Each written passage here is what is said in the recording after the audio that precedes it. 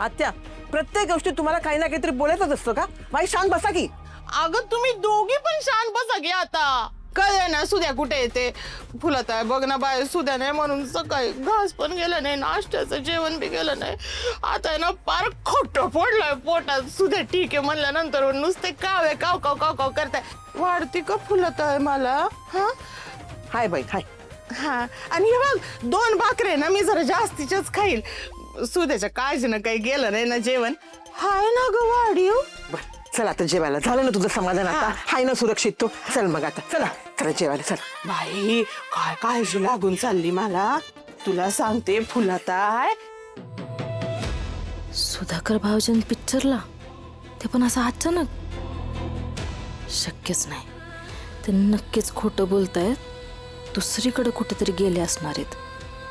पण कुठं गेलं असतील?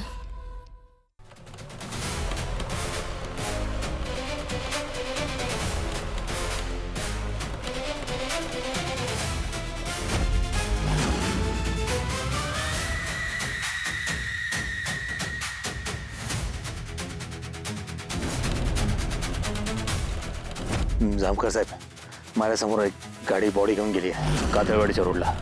नंबर ॲक्युरेट नाही सांगू शकणार, काहीतरी 17-18 असा काहीतरी नंबर होता. गाडी होती कुठली तरी, बॉडी होती त्याच्यामध्ये.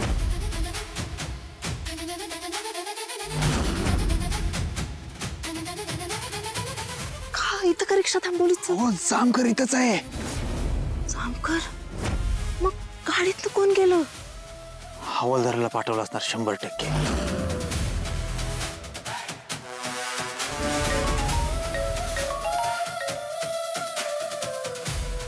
हा बोल.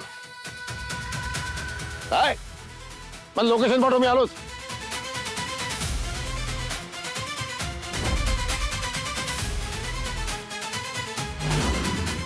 जामकर साहेब गेले? जामकर आता गेलं कुठं खरं?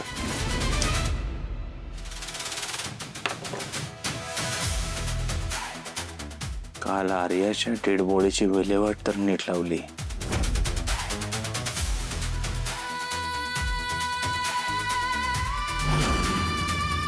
पण जामकरला अचानक कोणाचा फोन आला आणि फोनवर त्यानं काय ऐकलं ज्याच्यामुळे जामकर तिथून निघाला? आर्याच्या बाबतीत त्याला काही धागेदोरे सापडलेत का? सुधाकर सुद्धा काल रात्रीपासून घरी नाहीये. नक्कीच काहीतरी आहे.